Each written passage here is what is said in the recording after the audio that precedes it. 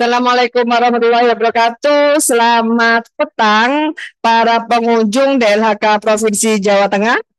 Selamat berkunjung di stand DLHK Provinsi Jawa Tengah dan stand seluruh pameran di Provinsi Jawa Tengah dalam rangka memeriahkan Hari Jadi Jawa Tengah. Nah, kita di sini akan ngotang bersama. Aduh, ngotang ini kayaknya jorok gitu ya, tapi sebenarnya ngotang itu ngobrol petang gitu ya.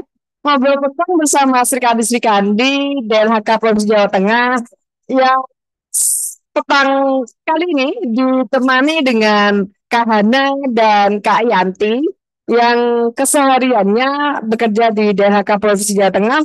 Mungkin Kak Hana yang akan memperkenalkan diri terlebih dahulu dan selanjutnya nanti Kak Yanti gitu ya. Silakan Kak Hana. Halo, selamat sore Kak Ika dan teman-teman pengunjung stand DLHK Provinsi Jawa Tengah. Perkenalkan, saya Hana, Gayatri Hana Permanasari.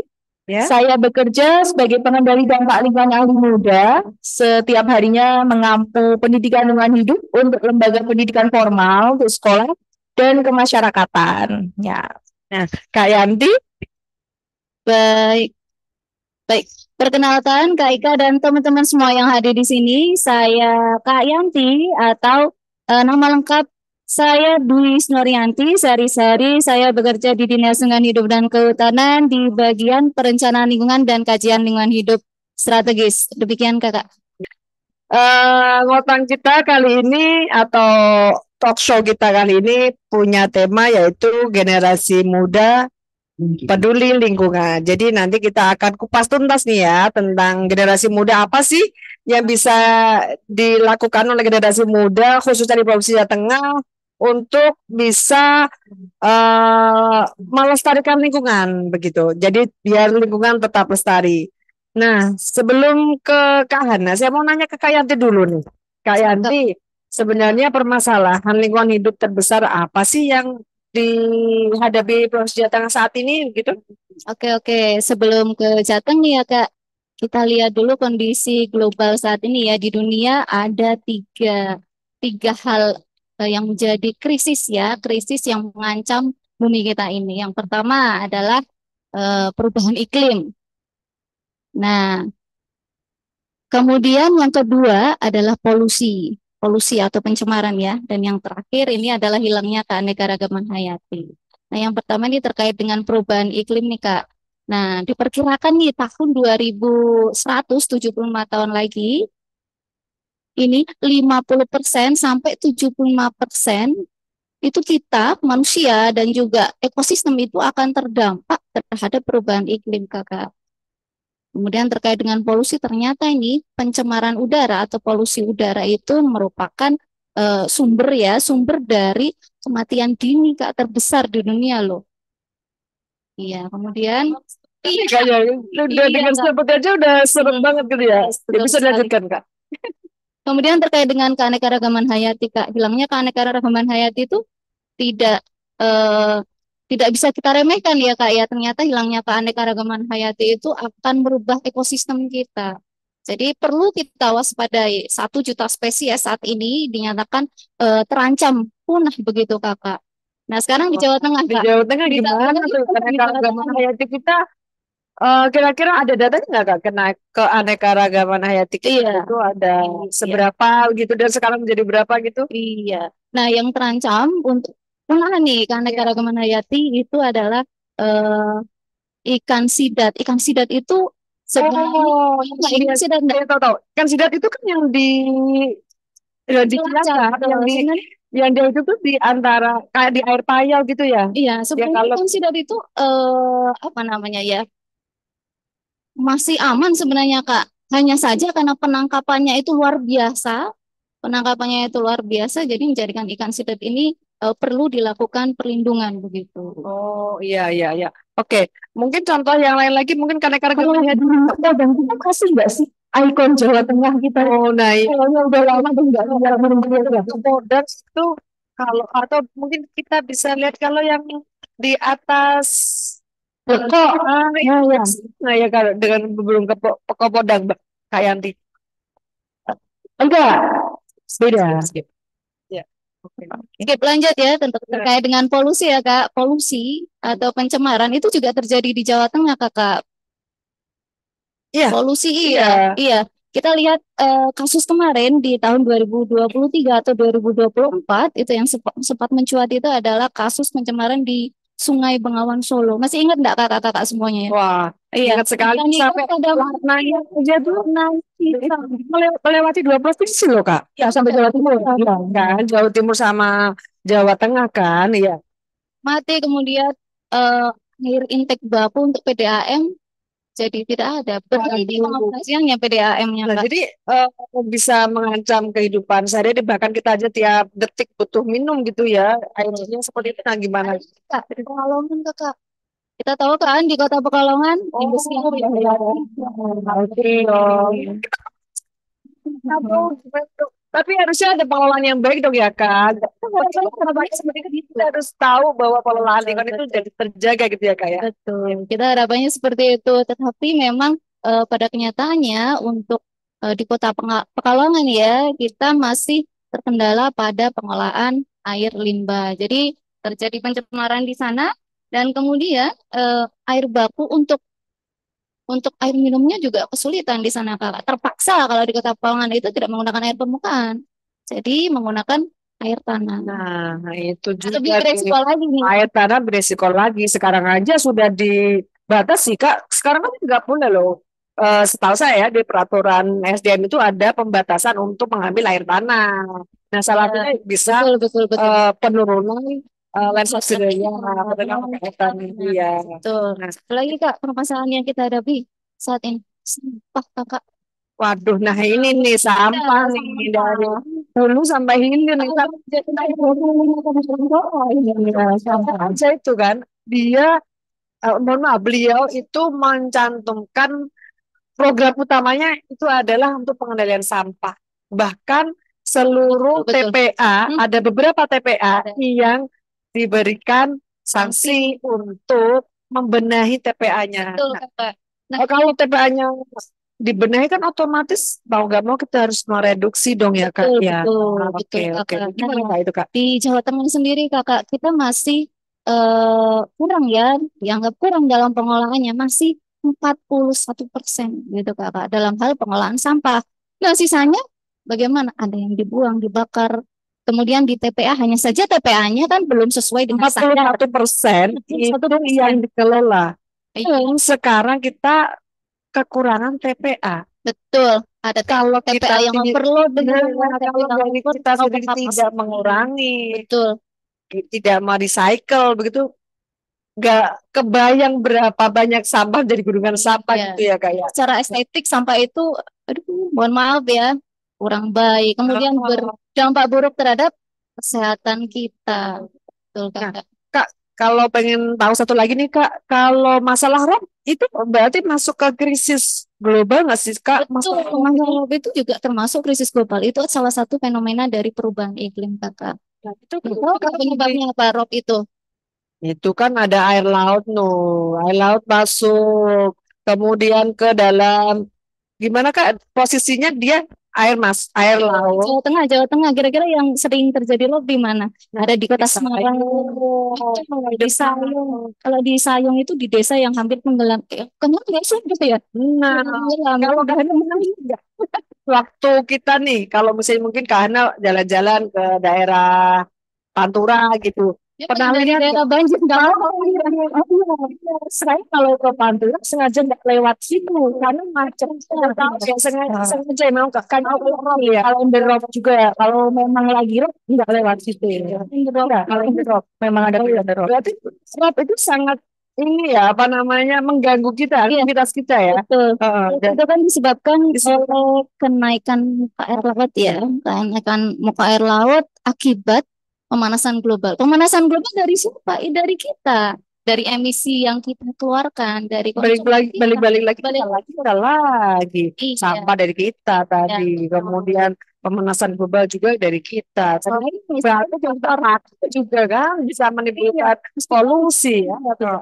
Ya, ada sebagian faktor dari alam, Kak. Meskipun ya, kayak misalkan kelereng itu kan longsor ya, Iya, iya. faktor kelerengan. Kemudian kalau rob itu kan selain dari faktor manusia, itu juga karena faktor alam. Meskipun ada nih faktor dari alam, tapi faktor perilaku manusia itu juga sangat berpengaruh terhadap kondisi lingkungan kita saat ini. Nah, dari bencana, mohon maaf, dari pengelolaan, dari lingkungan hidup yang terganggu tadi, Kak, ada rob, banjir, polusi, tadi kemudian pencemaran air Iya. tadi ya di Pekalongan dan di Bengawan Solo tadi itu kira-kira penyebabnya apa sih, Kak? Kok bisa sampai segitunya gitu, rob sampai segitunya, kemudian pencemaran air sampai sebegitunya, kemudian tadi sampai ikan sidat aja tadi juga berpengaruh. Nah itu tuh penyebabnya apa ya, Kak? Iya. Manusia lagi kita lagi nih ya, kita lagi aduh. Aktivitas manusia itu mendorong adanya kasus-kasus krisis triple planetary crisis manusia Kak penyebabnya. Kita pengen membangun ya, pengen membangun, tetapi mohon maaf ada hal tertentu mungkin yang harus ditabas. Jadi apa namanya yang dikorbankan adalah daya dukung dan daya tampung lingkungan, kasus-kasus pencemaran, ya, Berarti di sisi lain kita itu pengen memenuhi kebutuhan, tapi di sisi lain ada limbah, ada yang tidak terpakai yang harus dikelola sebenarnya. Tapi sama ini mungkin ada yang miss gitu ya, Kak ya. Perilaku kita harus bisa mengendalikan. Kak ini kakak-kakak masih ingat tidak? Kita flashback nih ke masa lalu begitu ya. Ingat enggak pas masih kecil kondisi lingkungan kita tuh masih asri gitu. Kalau kebetulan saya tuh tinggalnya di desa. Oh iya, Saya itu orang kampung jadi tinggalnya di desa. Iya, kalau saya dulu kayak Masih asri. nah, di tempat saya tuh dulu tuh banyak kupu-kupu, tuh banyak banget. Oh, kalau di aku, oh capung, capung semuanya serba yang terbantu. Kan katanya capung itu kan indikator biologis ya. Kalau kualitas air di sekitar kita masih bagus, capungnya banyak. Nah, berarti dulu itu kalau capungnya banyak, otomatis harusnya indikator Iya, udara masih bagus, secara kualitas air. betul, betul. Sekarang kita lihat capung kapan? Tiba-tiba satu masuk rumah ya. Ya, aku nggak pernah lihat capung sama sekali justru. Dulu kalau ya kita banyak capung. Kalau kebetulan masih ada lah satu dua. Di kota ya? Iya. Kalau masih capung dulu ya. Kalau kupu-kupu itu juga sebenarnya berpengaruh, Kak. Kalau banyak yang saya baca gitu ya. Dulu tuh banyak kupu-kupu tuh, saya tuh dulu sama teman-teman gitu ya, nangkapin kupu-kupu, ditangkep, kemudian kita menyiksanya dengan cara mengawetkannya. Sebenarnya dulu waktu kecil belum tahu nih, belum tahu konsep belum tahu konsep itu kupu-kupu itu bagus-bagus banget, ada yang warna kuning, ada yang warna hijau merah gitu kan. Berapa itu? Nah itu SD, Kak, kita udah lari-lari gitu kan, punya pengetahuan loh. Pasti TK. SD ada. Ya, itu Kak Ika memang lagi membawa ya. Sih gitu Kalau kan. saya memang sengaja kayak didiemin biar dia jadi ini ya ulatnya itu jadi entungnya itu. Iya, itu juga kalau misalnya udaranya bersih, kupu-kupunya banyak kan. Tapi kalau udaranya udah kotor ya enggak, dan itu kan salah satu yang membantu penyerbukan ya.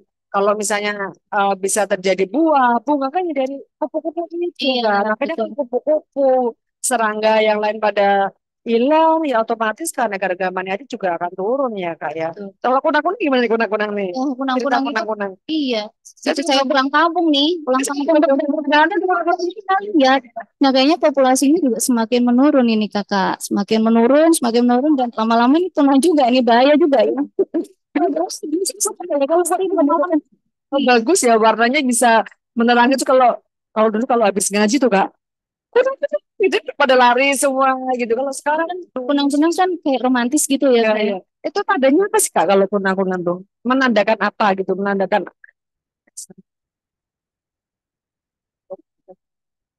itu juga mempengaruhi kualitas lingkungan ya. Kalau misalnya dia ada kunang-kunang banyak, otomatis dia ekosistemnya akan terjaga di situ gitu ya. Betul. Kebun-kebun itu kalau misalnya dia nggak ada, berarti otomatis ekosistemnya akan terganggu gitu kan ya. Iya. Oke. Perilaku Kak, perilaku juga masyarakat dahulu sama sekarang itu juga kalau menurut saya nih sudah ada pergeseran kalau menurut saya ya. Ya, dulu pada zaman Lebaran ya, kalau dulu nih suguhannya apa? Suguhannya itu kalau minum biasanya pakai teh. Oh iya, benar. Gelas gitu. Sekarang minuman kemasan semuanya. Iya, malas nyuci piring. Males nyuci gelasnya tahu itu Praktis dia kan semuanya praktis serba ya. praktis. Praktis. Mereka tidak melihat bahwa kepraktisan itu justru Menimbulkan lagi menabung sampah. iya, gitu ya. menimbulkan masalah baru begitu ya, Heeh. meskipun praktis tetapi menimbulkan masalah. Nah itu harusnya lain. ini Kak, harusnya mungkin kita di sini nanti jadi agen gitu ya, agen lingkungan lah ya bisa dibilang. Bahwa nanti kalau misalnya pas Lebaran, Bu, Pak, jangan pakai yang kemasan dong. Tapi Betul, saya nanti, sepakat itu. tapi ini Kak, permasalahannya. Rewangnya itu udah pada pulang, Kak. Jadi otomatis yang bantuin di rumah nggak ada yang bantuin, otomatis mereka pakainya. Oh, gitu. Sendiri semua. Ya, nah kalau dulu di zaman-zaman itu Kak, saya suka sekali itu konsepnya. Jadi meskipun pedesaan mungkin dianggap beso ya, mungkin zaman sekarang gitu ya, tetapi justru itu satu bisa mengurangi sampah plastik apa. Jadi di desa itu Kak, dulu di setiap rumah di depan rumahnya itu menyediakan air matang yang ada di kendi. Nah, di kendi itu nggak usah khawatir karena di atas dan di ujungnya itu ditutup pakai daun pisang. Jadi nggak mungkin kena kotoran iya, dari luar gitu ya. dan rasanya itu lebih nyes gitu loh Kak. Nah, itu tuh sebenarnya adem gitu iya. ya, seger Kalau gitu. sekarang kan nggak ada kayak semuanya serba kemasan apa Air minum dalam kemasan. sekolah tuh ya. Nah, tuh hidup di zaman Majapahit apa zaman biasa? Kita normal ini Kak. Ini itu zaman kemerdekaan loh, itu udah kemerdekaan loh. Tapi itu justru dulu ya. Ada Bandung. Sekarang tadi Nah, tapi itu ini loh Kak, mungkin tadi bisa bilang mungkin bisa dibilang memicingkan mata, tetapi itu justru memberikan dampak yang positif. Mungkin ngapain sih seperti itu, tapi justru itu yang akan membantu kita gitu. Jadi sekarang sama aja lah ya. Sekarang memakai daun pisang. Sekarang balik lagi memakai daun pisang dibandingkan dengan plastik ataupun kertas yang ada plastiknya itu. Kesehatan juga terganggu, sampah pun juga numpuk dan tidak terdegradasi kan itu plastiknya gitu kan. Nah, kalau seperti itu, gini Kak, kita semua itu sebenarnya mengalami atau dampak dari masalah-masalah lingkungan itu apa sih? Dampak dari masalah-masalah yang tadi udah dipaparkan kita tadi gitu. banjir misalkan ya, rob itu tentu berdampak kepada kita Kak, dampak kesehatan, dampak perekonomian, kerugian material, kerugian secara emosional begitu ya. Pasti berdampak kepada kita. Kembali lagi kita Kak. Padahal penyebabnya adalah ya kita sendiri. Penyebabnya juga kita juga diberikan dampak gitu ya. Nah, Kak, semakin kesini kan jadinya permasalahan lingkungan jadi semakin kompleks gitu ya. Tadi yang kita bilang kendi yang simpel. Iya. Sekarang semakin kompleks, orang-orang berpikirnya harus praktis bekerja cepat. Iya. Akhirnya sampai nggak mau mencuci gelas tadi kan pakainya yang praktis ya, plastik semua. Nah, permasalahan lingkungan ini itu semakin kompleksnya seperti ini, bagaimana peran pemerintah Provinsi Jawa Tengah? Nah, saya mau nanya nih dari Kak Hana ataupun Kak Yanti, apa sih yang sudah dilakukan pemerintah Provinsi Jawa Tengah untuk menangani dampak-dampak lingkungan tadi, Kak? Iya, pemerintah sebenarnya sudah banyak melakukan upaya-upaya ya, kebijakan, strategi untuk menangani permasalahan lingkungan yang tadi kita sebutkan ya, kita bahas bersama. Nah, bahkan ini pemerintah Provinsi Jawa Tengah di rencana pembangunan jangka panjang itu memiliki visi Jawa Tengah sebagai penumpu pangan dan industri nasional yang maju, sejahtera, berbudaya, dan berkelanjutan. Saya garis bawahi nih Kak, berkelanjutan. Oke. Berkelanjutan. Jadi kita berkomitmen untuk menerapkan prinsip berkelanjutan. Kita tetap mempertimbangkan kualitas lingkungan, meningkatkan kualitas lingkungan untuk generasi yang sekarang nih, generasi kita nih sekarang. Dan berpikir untuk yang akan datang gitu ya, harus berkelanjutan. Visi Provinsi Jawa Tengah tuh sudah jelas berkelanjutan ya. untuk menerapkan prinsip pembangunan berkelanjutan. Nah, tapi tentunya nih Kak, tentunya kita tidak hanya dari pemerintah saja begitu ya untuk mencapai pembangunan berkelanjutan. Kontribusi berbagai macam pihak itu tetap harus dilakukan, baik itu dari swasta, dari masyarakat ya, swasta, masyarakat, LSM, NGO, dan juga peran ini yang mungkin generasi muda ini juga harus memiliki peran penting, memiliki kontribusi dalam pembangunan berkelanjutan. Begitu Kakak. Ya. Jadi tidak hanya generasi yang sudah sepuh-sepuh gitu ya, tapi generasi yang sudah dewasa. Oke. Selain generasi dewasa juga generasi muda dong harus punya andil gitu ya. Nah, Itu masih generasi muda loh Kak. dari 17. Oke. Dari wajahnya sih kelihatan ya. 18, 17, tapi yang ada titik-titiknya di belakangnya tuh. Apa yang 18 apa ya? Saya sih 15. Nah, ini nih, kalau di usia dewasa ya, kita-kita ini sudah mulai banyak sekali menyampaikan program-program lingkungan lah. Kalau di perumahan aja juga banyak tuh ada bank-bank sampah. Betul. Kemudian pada desa wisma aja atau PKK aja saling menceritakan apa yang sudah dilakukan nih. Nah, di perumahan saya tuh Kak, tuh ada tuh bank sampah yang sampai sekarang setiap keluarga itu punya rekening bank sampah itu sangat bagus sekali. Nah, bapak-bapak juga sama, bapak-bapak juga seperti itu. Mereka juga menyampaikan, oh gimana ya caranya untuk bisa mengendalikan sampah gitu. Nah, Itu setiap RT ya Kak, bank sampah. Anak berapa? RW, ya RW. RW. Kami RW dulu, kemudian nanti diambil ke RW yang RW satu bulan sekali. Satu bulan sekali. Nah, kalau gitu, kalau generasi muda itu tadi kan generasi dewasa yang ibu-ibu, bapak-bapak yang sudah memberikan kontribusi gitu. Kalau generasi muda itu seperti apa ya kontribusinya Kontribusinya gitu. ya. Nah, Kayaknya lebih cocok banget karena ya gimana nih Kak? silakan tanggapan. Bisa bisa memberikan kontribusi terhadap lingkungan gitu ya. Jadi kalau tadi sudah dijelaskan Kak Yanti, pemerintah Provinsi Jawa Tengah itu kan punya banyak program. Ini sebenarnya generasi muda ini tidak bisa dilepaskan ya. Generasi muda itu usianya kalau dari literatur 0 sampai 30. Dari 0 sampai 30 0 itu ya. 0 sampai 30 ya, makanya kita pendidikan anak usia dini kan ya gitu. Iya, 0 sampai 30 mulai ya. Ya, Mereka udah mulai dikenal. Nah, kalau di Provinsi Jawa Tengah sendiri dari data BPS 0 sampai 29 itu angkanya di sekitar 43% penduduk Jawa Tengah. Hampir separuh itu 0 sampai 29 gitu.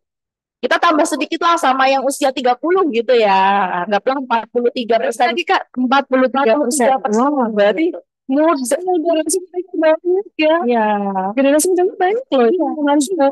generasi muda loh. Oke. Iya. Termasuk itu ya sebenarnya. Oke. Jadi kalau di pemerintahan gitu, generasi ini adalah mungkin kakak-kakak masih pernah dengar nggak generasi emas 2045, Indonesia emas 2045. Ya. Sering digaung-gaungkan. Ya, 100 tahun Indonesia merdeka. Ya. Pada tahun 2045 Indonesia akan punya bonus demografi di mana usia produktif lebih banyak daripada usia yang non produktif. Berarti kalau 2045 kan 20 tahun ya dari sekarang ya. Berarti ya Indonesia betul 43 ya, tadi yang Indonesia memimpin Jawa Tengah bagaimana mengambil kebijakan masuk ke pemerintahan, gantiin bapak ibu yang tadi rapat RT rapat RW gitu kan. Maka ini yang harus kita siapkan, tidak boleh ditinggalkan. Nah, maka kalau misalnya tadi Kak Yanti bilang faktor perilaku gitu kan, ada masalah kita semua pribadi, faktor perilaku. Kita nyebutnya faktor antropogenik, berasal dari perilaku manusia. Kita memulai dari pendidikan lingkungan hidupnya, dari bawah. Kalau di Jawa Tengah punya mengikuti program dari pusat namanya program Adiwiyata. Jadi membangun perilaku, tetapi dari pendidikan. Program Adiwiyata membangun perilaku dari Pendidikan pendidikan. lingkungan hidup lebih Oke, tepatnya, membangun perilaku ramah lingkungan hidup dari pendidikan. Nah, ini dari level SD, SDMI, SMP, MTS, SMK, Madrasah Aliyah, SLB termasuk itu. Ya, sudah dikenakan di perilaku ramah lingkungan begitu ya. Bayangkan bayangkan kita 6 tahun SD nih ya, generasi yang 6 tahun SD sudah diajarin bagaimana mengurangi sampah. Kemudian nanti berlanjut SMP 3 tahun, SMA 3 tahun, maka nanti kita punya yang memang sudah terbentuk perilakunya untuk berperilaku ramah lingkungan gitu. Kita harapkan 20 tahun ke depan itu perilaku itu bisa dipertahankan begitu ya Kak ya. Oh, oke. Nah, contoh-contoh perilaku anak-anak tadi ya dari tadi 0 sampai 29 tadi ya. Itu seperti apa Kak kalau di pendidikan? Oke. Nah, Kalau di pendidikan ini tidak bisa hanya dikerjakan atau dijalankan oleh 1-2 orang saja. Ini harus jadi sebuah gerakan bersama. Makanya kita nyasarnya ke sekolah, sebuah lembaga yang besar gitu kan. Jumlah peserta didiknya banyak, ada gurunya, ada TU-nya gitu kan. Supaya ini jadi sebuah gerakan yang berkelanjutan tadi. Jadi mohon maaf, kepala sekolahnya ganti, mau gurunya ganti, peserta didiknya lulus, masuk yang baru. Nah, itu berarti kan sistem berjalan tanpa bergantung pada orang. Ya, gitu ya. betul. Jadi karena sudah perilaku, maka ini tidak menjadi masalah gitu kan. Nah, ini cara masuk ke pendidikan adalah yang pertama harus masuk dulu isu-isu yang tadi disampaikan Kak Yanti, masalah-masalah apa, ini harus masuk ke kelas.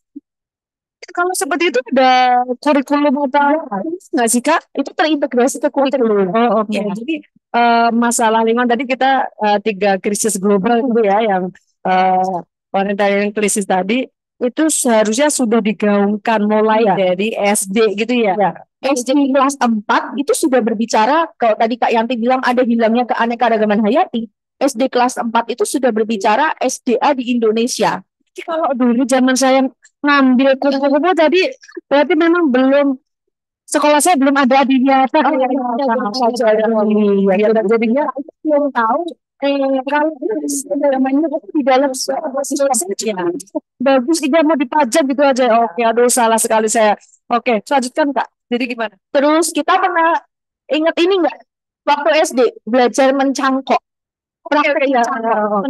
Saya pernah tuh Kak mencangkok sampai kena angin, sampai tuh jatuh tuh jadi cangkokan saya. Nah, itu salah satu cara juga untuk bisa kita mendukung bagaimana pelestarian fungsi lingkungan hidup. Tapi sebenarnya dari dulu juga udah kita jalanin gitu kan. Tapi kita perkuat saat sekarang diperkuat lagi ya, tidak terstruktur. Bagaimana tadi ada TPA, kondisi TPA kita ini harus masuk ke kelas. Mulai dari kelas berapa Kak? Bisa dari kelas 5 SD. Kelas 5 SD ya. Jadi foto-foto TPA ini dibawa masuk ke kelas. Alat-alatnya ya? Iya, sudah belajar. Mereka tahu ya kalau TPA ini penuh tuh kalian tuh mau buang gimana gitu. Ketika di kurikuler, kalau di kurikulum yang sebelumnya itu pakainya P5, sekarang di kurikuler, sebenarnya kita bisa ajak anak-anak untuk datang langsung ke TPA, outing class gitu ya. Aduh jauh banget TPA-nya, nggak mungkin misalnya mau ngajak mana mau ke TPA Jatibarang. Apa jadi kita perlihatkan TPS yang ada di pasar. Oh oke. Tapi outing class sekarang tuh perginya ke kebun binatang. Nah, iya. Dan harusnya tidak menarik minat di dalam TPA yang baru. Itu kan harusnya lebih gimana ya? Ada rayuan gitu ya buat anak-anak biar Jadi ini makanya kita tidak boleh sampai kemudian yang namanya anak-anak itu tidak tahu fungsinya pendidikan. Nah, di sini sebenarnya misalnya matematika nih berperan nih. Kita ajak anak-anak untuk menghitung sampah kita itu berapa sih sebenarnya sehari-hari. Jadi diajak ngitung. Terus misalnya ketemu nih di tempat sampah gitu. Sampah plastik kita sehari ini ada misalnya 1 kilo. Biar besok sampahnya nggak 1 kilo, kita harus apa? Nah, betul. Maka kita membuat sebuah kesepakatan di kelas, kita namakan kesepakatan kelas, supaya mengurangi sampah di sekolah. Kalau seperti itu ada contoh sekolah yang sudah mempraktekkan nggak ya Kak? Ya, kalau di Jawa Tengah ada sekolah adiwiyata dari tingkat kabupaten, kota, provinsi, nasional, memilih Ramah lingkungan untuk peserta didik begitu ya? ada tabirnya yang jadi role model orang mencoba untuk memberi contoh teman-temannya. Jadi setiap harinya mereka ke sekolah ya bawa kotak makan, bawa botol minum, kotak makan nggak ada isinya nggak apa-apa. Orang tuanya nggak sempat ngasih Yang penting nanti jajan dimasukin gitu. misalnya pesen di kantin pengen jajan keluar gini kan bisa bawain beli cilok, beli telur gulung, Nggak usah pakai plastik. sama kalau kita jajan di depan sekolah gitu kan. Ya, Iya, betul. Kayak es teh cekek gitu kan. Oh, iya. Ini sama cekek nggak tahu nih. Es teh Cekek ayam mesti kemudian pakai sedotan karet dan itu cekek ya di peradaban berapa ya Kak? Nah, kita ajak anak-anak untuk membawa botol minumnya. Mana-mana selalu bawa karena masih contoh juga. Kayak Bu guru dan peserta didik itu kita harus sama visinya ya. Dari tadi mengenalkan TPA, mengenalkan sampah itu seperti apa dan sampai ke perilaku Ya, seperti apa begitu ya kayak. Nah, kalau seperti itu kira-kira bisa Jawa Tengah nih dari adiwiyata yang sudah disampaikan, kira-kira sudah ada progres bagusnya nggak Kak? Maksudnya di sekolah adiwiyata ini ternyata mereka sudah punya perilaku baik, sekolahnya menjadi seperti ini, lingkungannya seperti ini gitu. ada contoh kalau secara data bisa dilihat di sistem informasi Adiwiyata Jawa Tengah itu di laman yang paling depan itu sudah kelihatan berapa pengurangan sampahnya, berapa air yang sudah dihemat, berapa energi yang sudah dihemat itu kelihatan gitu. Di website apa kata di sidiaceng.id masyarakat bisa lihat sidiaceng.id itu halaman pertama Nanti kita sekolahnya mana? itu kelihatan data yang sudah dicapai. Oh, oke. Nah, jadi untuk teman-teman yang ada di sini bisa melihat si Diajeng tahu nih posisinya. Oh, sekolah saya ternyata sudah masuk Adiwiyata, data-data Adiwiyata sudah ada di situ semua. Nah, Kak, ini mungkin kita sudah banyak ya menyampaikan terkait dengan generasi muda. Nah, sudah ini sesi terakhir ya kayak. Nih, Kak Hana, saya mau nanya nih Kak Hana. Terus apa nih ya yang bisa dilakukan anak usia sekolah untuk bisa menghadapi masalah-masalah lingkungan hidup yang dihadapi Jawa Tengah? Sebenarnya sederhana, sesimpel itu. Jadi kalau kita membiasakan anak-anak gitu kan, misalnya tadi membawa botol minum, membawa kotak makan gitu, kita nggak lagi pakai es teh cekek gitu ya. Nah, sebenarnya ini kalau di pembelajaran adalah ada kenapa kok nggak boleh pakai kemasan plastik gitu. Kalau tadi kan ibu-ibu bilangnya praktis gitu, tapi di anak-anak kita bisa ajak gitu loh. Kenapa kok kita harus mengurangin? Oh, masalah mikroplastik loh di Jawa Tengah. Gitu. Pencemaran polusi tadi ya, salah satu polutannya adalah sampah plastik gitu. Dapat dari mana gitu. Ya, sekarang kita bayangkan tadi yang terkelola berapa Kak Yanti? 41% di 41% TPA. terkelola di TPA. Yang lain kita nggak tahu di mana. Bisa jadi dibuang ke sungai, dibuang ke laut, ya berserakan, Bisa jadi terserap tanah di mana gitu. ya terpecah jadi fragmen-fragmen kecil, ya kan? Kemudian ke bawah aliran air, mungkin masuk ke Banjir Kanal Barat, masuk ke Banjir Kanal Timur, masuk ke Bengawan Solo, masuk ke pantai utara Jawa, dikira plankton, dimakan ikan kecil, dimakan ikan besar, masuk ke rantai makanan. Jadi tidak heran kalau sebenarnya sampah plastik, mikroplastik masuk ke tubuh manusia sekarang. Gitu ya. Kan itu yang jadi bahaya kan. Jadi isu juga tuh Kak. Plastik masalah besar. Selain sampah dibakar keluarnya dioksin, ketika kemakan kita ternyata makan plastik. Nah, Risiko terhadap kesehatan. tidak bisa kita satu dua orang kalau di sekolah kita ajak bagaimana kita kan sedang menghadapi generasi Alpha dan generasi Z ya sekarang ya. Generasi-generasi yang punya kebutuhan aktualisasi diri yang cukup besar. Kalau ditanya cita-citanya apa, pasti jawabannya konten kreator. Nah, kita tangkap itu. Jadi kita minta anak-anak ini untuk pamer, gitu, untuk pamer bagaimana mengajak orang lain yang nggak mereka kenal mau untuk berperilaku sama dengan mereka. Nah, caranya adalah misalnya bikin konten gitu. Kalau anak sekarang di In My Life ya, dia rekam kesehariannya sehari tanpa sampah gitu misalnya.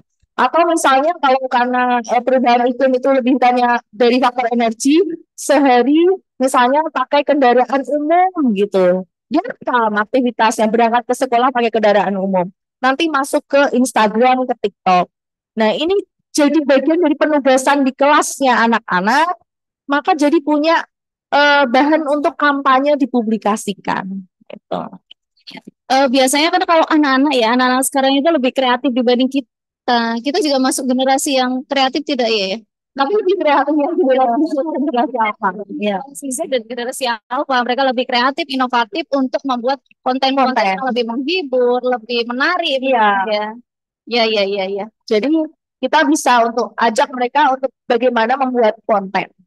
Ya, jadi kebiasaan-kebiasaan baik, perilaku-perilaku yang ramah lingkungan itu dijadikan konten untuk bisa mempengaruhi mempengaruhi hal yang positif ke lingkungan gitu ya Kak. Iya. Bisa jadi viral kan jadinya kita Ya. jadi bisa mempengaruhi orang lain begitu ya Kak ya. Nah, jadi untuk generasi muda, untuk yang menjadi peduli lingkungan itu hal yang sangat-sangat penting untuk menuju ke Indonesia Emas di 2045 Iya. gitu ya Kak. Nah, Kak, saya minta closing statement nih, Kak. Gimana generasi muda bisa memberikan pemantik untuk bisa mengelola atau melestarikan lingkungan. Begitu dari Kak Hana dan Kak Yanti. Siapa dulu nih? Oke. Ya, generasi muda Jawa Tengah tidak perlu berpikir bagaimana yang sulit, tapi cukup langkah-langkah kecil dari teman-teman semua. Ini sebenarnya berpengaruh untuk bumi kita. Bagaimana kita bisa mengajak orang lain untuk berbuat baik untuk bumi kita, mulai saja dari hal yang kecil dan bisa kita jalankan sehari-hari, gitu. Karena bumi ini bukan warisan dari nenek kakek moyang kita, tapi titipan untuk generasi kita di bawahnya. Masih ada generasi-generasi di bawah teman-teman semua, gitu. Kalau dari Kak Yanti, motivasi untuk teman-teman generasi muda, teman-teman, kita semua bertanggung jawab terhadap lingkungan, tidak hanya pemerintah, baik juga swasta, kemudian NGO, LSM, kita semua bertanggung jawab terhadap lingkungan. Untuk itu, mari kita lestarikan lingkungan, kita kelola dan lindungi lingkungan bersama. Terima kasih. Oke, terima kasih kakak-kakak cantik Srikadi DLHK Provinsi Jawa Tengah. Semoga apa yang kita obrolkan petang ini bisa menjadi pemantik dari generasi muda, khususnya Provinsi Jawa Tengah, untuk bisa melestarikan lingkungan. Begitu, demikian obrolan petang kita kali ini bersama Srikadi cantik dari DLHK Provinsi Jawa Tengah. Terima kasih Kak Hana, Kak Yanti. Semoga bisa menginspirasi generasi muda di Provinsi Jawa Tengah untuk bisa melestarikan lingkungan. Nah, sebelum ditutup, saya mau pantun nih Kak. Jangan lupa bilang cakep ya. Jangan lupa. Oke. Nih, jalan-jalan ke kota Semarang. Cakep. Jangan lupa beli cakep. Sama plastik makin berkurang, makin cantik lingkungan kita. Dan Assalamualaikum warahmatullahi wabarakatuh. Waalaikumsalam.